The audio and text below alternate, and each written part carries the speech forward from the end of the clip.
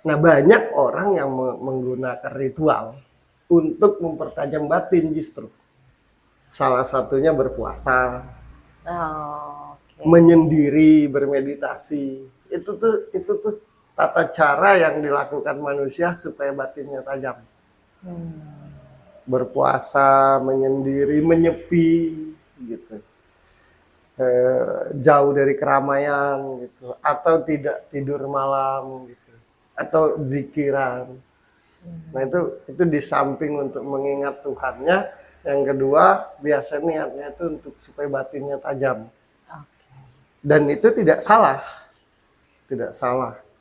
Apapun yang dilakukan itu tidak salah selagi itu niatnya baik gitu. Hmm. Nah, kalau aku tidak tahu aku bisa akan seperti ini. Aku bingung gitu. Aku tidak ada tempat bertanya. Bahkan di waktu sebelum kita bahas Gibran ya, bahkan di waktu aku bisa seperti ini, apa yang terjadi dengan diriku, kok aku bisa tahu gitu. Lo dititipkan kemampuan ini tapi tanpa ada penjelasan, Iya, tanpa iya, iya, ada orang yang akhirnya ngasih tahu dengan belak-belakan waktu kecil, nggak oh ada iya, ya. iya. Nah, untungnya aku nggak usil, satu. Yang kedua, Ya, untungnya aku tidak mau menceritakan jelek-jeleknya orang. ya tapi teman-teman, walaupun gue sering ketemu sama Mas Bro nih ya, walaupun gue bertanya, jadi Mas Bro ini tahu apa yang harus dibaca hari ini, yang pantas dibaca hari ini dan yang tidak pantas gitu Iya, untuk iya, dibaca. iya. Jadi dia tahu aku nggak mau dibaca bagian ini, udah ya lo udah ngerti gitu. Ada yang, Kan suka suka takut kan. iya, Lo bisa baca berarti lo tahu dong. iya, Karena setiap orang kan pasti ada sisi baik buruknya. iya. Ketika tahu buruknya langsung kayak, waduh lo tahu dong gitu. Nggak usah, kusarankan semua kita yang ada di muka bumi ini tidak usah bicara jelek lah. Karena semuanya pernah mengalami kejelekan itu sendiri Iya, gitu. iya, Untuk iya. apa gitu? Untuk apa? Karena orang yang orang yang sesungguhnya orang yang jelek itu bukan karena dia berbuat jelek semata, tapi karena dia suka menceritakan kejelekan orang. Oh. Jadi sekali lagi, orang yang jelek itu, orang yang jahat itu bukan karena dia melakukan kejahatan semata, tapi karena dia suka menceritakan kejelekan orang lain. Gitu. Jadi siapapun yang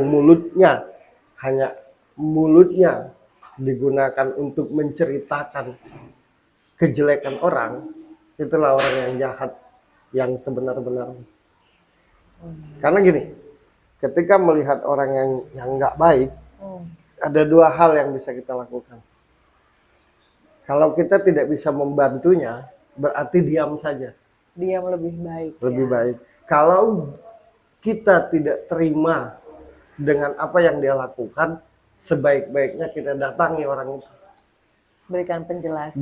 Bantu dia supaya tidak berlaku nggak baik lagi. Oh, oke. Nah, tapi ketika kita melihat sebuah kejahatan, sebuah kejelekan, hanya kita ceritakan aja, apalagi kepada orang lain, sesungguhnya kita lah yang paling jelek. Gitu. Kejahatan itu kan semakin banyak karena banyaknya yang hanya bisa menceritakan. Betul. Tapi Gitu. tidak berbuat apa-apa. Oh iya, contohnya di Pilpres ini. Kan semuanya bercerita jelek. Iya. Kan gitu. Jadi cara menghilangkan kejahatan itu adalah dua. Kalau tidak kuat, tidak mampu, diam saja. Kalau mampu, nasihati langsung ke orangnya. Jangan ceritakan ke media.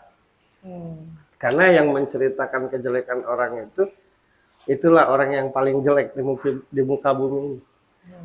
Ya, iya. Contoh, aku melihat kejelekannya. Aku tidak mampu menolongmu, tidak mau menolongmu. Nah, aku merasa dengan menceritakan kejelekanmu ke Idris, seolah-olah aku menyelamatkan Idris. Padahal bukan untuk menyelamatkan Idris sebenarnya niatku. Supaya lo tambah jelek dan Idris ikut jahat sama lo. Itu aja yang kita lakukan tiap hari. Dimanapun. Iya. Jadi kalau kalian lihat nonton di sudut pandang bagaimana Mas Bro ini menjelaskan, membaca orang gitu, kan hal yang baik, hal yang positif. Iya, iya. Ya kan? Itu tidak hanya di saat syuting aja, tapi Setiap hari, di keseharian. keseharian, di lingkungan pribadi pun seperti itu gitu.